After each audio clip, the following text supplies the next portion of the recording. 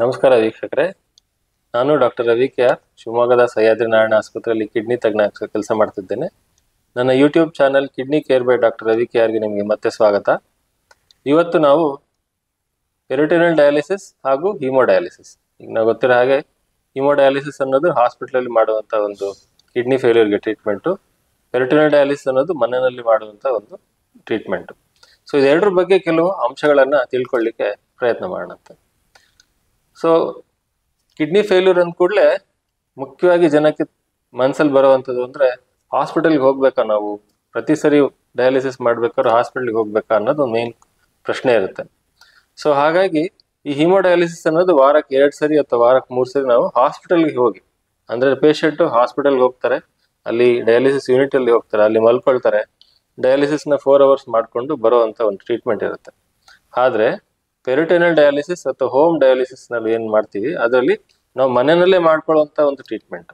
ಅದಕ್ಕೆ ನಾವು ಹಾಸ್ಪಿಟಲ್ ಸಿಬ್ಬಂದಿಯ ಅಥವಾ ಡಾಕ್ಟರ್ನ ಅವಶ್ಯಕತೆ ಇರೋದಿಲ್ಲ. ನಾವು ಒಂದು ಕರೆಕ್ಟ್ ಆಗಿ ಟ್ರೈನಿಂಗ್ ಮಾಡ್ಕೊಂಡ್ರೆ, ಈ ಟ್ರೈನಿಂಗ್ ಅನ್ನೋದು ಪೇಷಂಟೇ ಮಾಡ್ಕೊಳ್ಬೋದು. ಯಾರಿಗೆ ಕಿಡ್ನಿ ಫೇಲ್ಯೂರ್ ಇರುತ್ತೆ, ಪೇಷಂಟ್ ಅವರಿಗೆ ಕೈಲಿ ಮಾಡ್ಲಿಕ್ಕೆ ಶಕ್ತಿ ಇದೆ ಅಂತಂದ್ರೆ ಅವ್ರ ಡಯಾಲಿಸಿಸ್ನ ಅವರೇ ಮಾಡ್ಕೊಳ್ಬೋದು. ಅಥವಾ ಮನೆಯಲ್ಲಿ ಅವರ ನಿಯರೆಸ್ಟ್ ಪರ್ಸನ್, ಅವರ ಮನೆಯಲ್ಲಿ ಅವರ ಹಸ್ಬೆಂಡ್ ಇರ್ಬೋದು, ವೈಫ್ ಇರ್ಬೋದು, ಅಥವಾ ಅವರ ಮಕ್ಕಳಿರ್ಬೋದು, ಅವರೇ ಮಾಡುವಂತ ಒಂದು ಇದು ಪ್ರೊಸೀಜರ್. ಇದಕ್ಕೆ ನಾವು ಮನೆಯಲ್ಲೇ ಮಾಡುವಂಥದ್ದು. ಸೊ ಈಗ ಹಾಸ್ಪಿಟಲ್ಗೆ ಹೋಗಿ ಬರುವಂತ ಒಂದು ಪ್ರಾಬ್ಲಮ್ಸ್ ಏನಿರುತ್ತೆ ಅಥವಾ ಟೈಮ್ ಸ್ಪೆಂಡ್ ಮಾಡೋದೇನಿರುತ್ತೆ, ಅದು ಪೆರಿಟೋನಿಯಲ್ ಡಯಾಲಿಸಿಸ್ ಅಲ್ಲಿ ಇರೋದಿಲ್ಲ. ಸೊ ಮುಖ್ಯವಾಗಿ ಹೋಮ್ ಡಯಾಲಿಸಿಸ್ ಅಥವಾ ಪೆರಿಟೋನಿಯಲ್ ಡಯಾಲಿಸಿಸ್ ನಲ್ಲಿ ನೀವು ಮನೆಯಲ್ಲೇ ಮಾಡ್ಕೊಳ್ಳೋದ್ರಿಂದ ಹಾಸ್ಪಿಟಲ್ಗೆ ಹೋಗಿ ಬರುವಂತ ಖರ್ಚು ವೆಚ್ಚ ಆಗೋ ಸಮಯ ನೀವು ಕಾಪಾಡ್ಕೊಳ್ಬೋದು. ಈ ಪೆರಿಟೋನಿಯಲ್ ಡಯಾಲಿಸಿಸ್ ಅನ್ನೋದು ಏನಿರ್ತದೆ, ಅದು ನೀವೇ ಮಾಡ್ಕೊಳ್ಳೋದ್ರಿಂದ ನಿಮ್ಮ ಕಾನ್ಫಿಡೆನ್ಸ್ ಲೆವೆಲ್ ನಿಮ್ಗೆ ಇನ್ನೂ ಹೆಚ್ಚಾಗುತ್ತೆ. ಸೊ ನನ್ನ ಟ್ರೀಟ್ಮೆಂಟ್ ನಾನು ಇನ್ನೊಬ್ಬರ ಮೇಲೆ ಅವಲಂಬಿತವಾಗಿಲ್ಲ, ಇನ್ನೊಬ್ಬರ ಮೇಲೆ ಡಿಪೆಂಡೆಂಟ್ ಆಗಿಲ್ಲ ಅನ್ನೋ ಕಾನ್ಫಿಡೆನ್ಸ್ ನಿಮ್ಗೆ ಬರ್ಲಿಕ್ಕೆ ಶುರು ಆಗುತ್ತೆ. ಸೊ ಇದು ಮುಖ್ಯವಾಗಿ ನಾವು ಡಿಫ್ರೆನ್ಸ್ ನ ನೋಡ್ತೀವಿ ಹೀಮೋಡಯಾಲಿಸಿಸ್ ಮತ್ತು ಪೆರಿಟೋನಿಯಲ್ ಡಯಾಲಿಸಿಸ್ ನಲ್ಲಿ.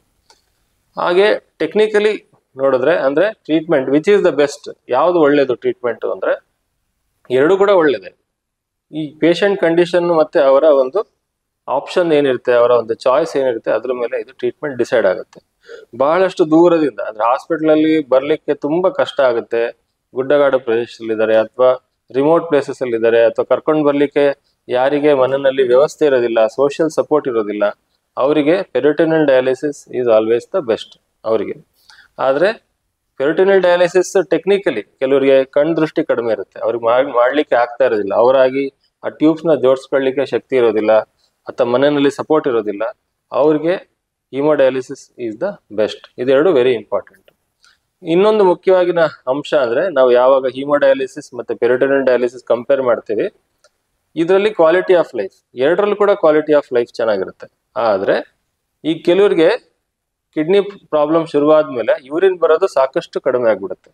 ಕೊನೆಗೆ ಡಯಾಲಿಸಿಸ್ ಸ್ಟೇಜ್ ನಲ್ಲಿ ಬರ್ತಿದ್ದಂಗೆನೆ, ಯಾವಾಗ ನಾವು ಡಯಾಲಿಸಿಸ್ ಮಾಡಬೇಕು ಅಂತ ಹೇಳ್ತೀವಿ, ಆ ಸ್ಟೇಜ್ ಅಲ್ಲಿ ಅವರಿಗೆ ಯೂರಿನ್ ಬರೋ ಪ್ರಮಾಣ ಸಾಕಷ್ಟು ಕಡಿಮೆ ಆಗಿರುತ್ತೆ.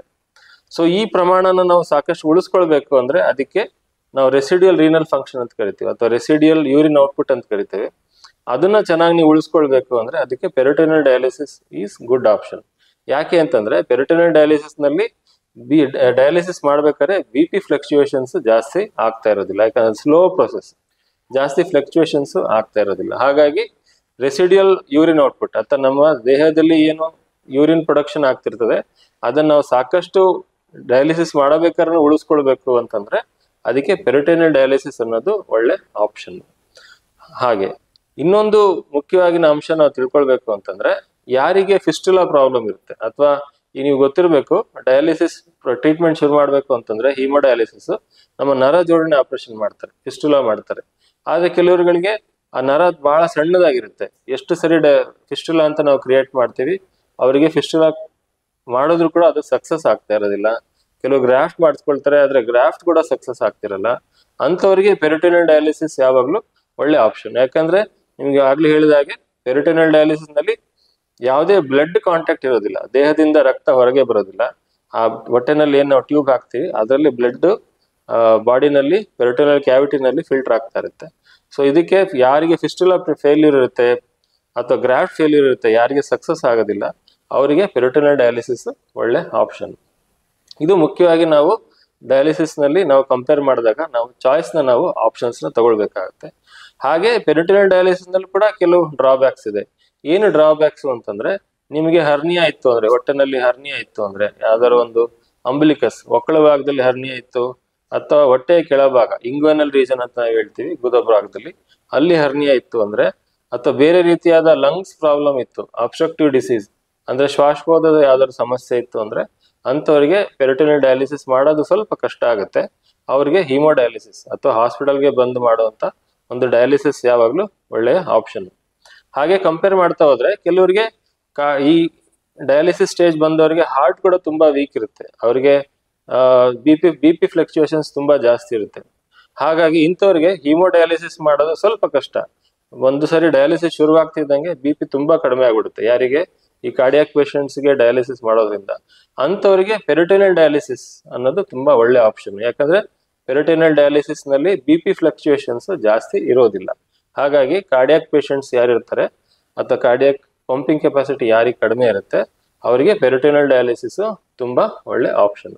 ಸೊ ಇಷ್ಟು ಒಂದು ನಾವು ಪಾಯಿಂಟ್ಸ್ ನಲ್ಲಿ ಈ ವಿಡಿಯೋದಲ್ಲಿ ನಿಮ್ಗೆ ಏನ್ ಹೇಳಿದೀವಿ, ನಿಮಗೆ ಕಿಡ್ನಿಯ ತೊಂದರೆ ಇತ್ತು, ನಿಮ್ಗೆ ಯಾವ್ದಾದ್ರು ಬ್ಯಾಕ್ ಗ್ರೌಂಡ್ ಇತ್ತು ಅಂದ್ರೆ ಈ ಅಂಶಗಳನ್ನ ನೀವು ಗ್ರಹಿಸ್ಕೊಳ್ರಿ, ಅರ್ಥ ಮಾಡ್ಕೊಳ್ಳಿ. ಸೊ ನಿಮ್ಮ ಟ್ರೀಟ್ಮೆಂಟ್ ಆಪ್ಷನ್ ನ ನೀವು ಅರ್ಥ ಮಾಡ್ಕೊಂಡು ನಿಮ್ಮ ನೆಫ್ರಾಲಜಿಸ್ಟ್ಗೆ ನೀವು ಕೇಳಿದ್ರೆ ಅವರು ನಿಮ್ಮ ರೀತಿಯ ಒಂದು ಡಯಾಲಿಸಿಸ್ ಮಾಡಲಿಕ್ಕೆ ಹೆಲ್ಪ್ ಮಾಡ್ತಾರೆ. ಸೊ ಈ ವಿಡಿಯೋ ನಿಮಗೆಲ್ಲ ಇಷ್ಟ ಆಯ್ತು ಅಂತ ಅನ್ಕೊಂತೀನಿ. ಈ ರೀತಿಯ ವಿಡಿಯೋನ ಮತ್ತೆ ನೋಡ್ಲಿಕ್ಕೆ ನನ್ನ ಯೂಟ್ಯೂಬ್ ಚಾನಲ್ನ ನೋಡಿ ಹಾಗೂ ಲೈಕ್ ಮಾಡಿ ಹಾಗೂ ಸಬ್ಸ್ಕ್ರೈಬ್ ಮಾಡಿ. ನಮಸ್ಕಾರ.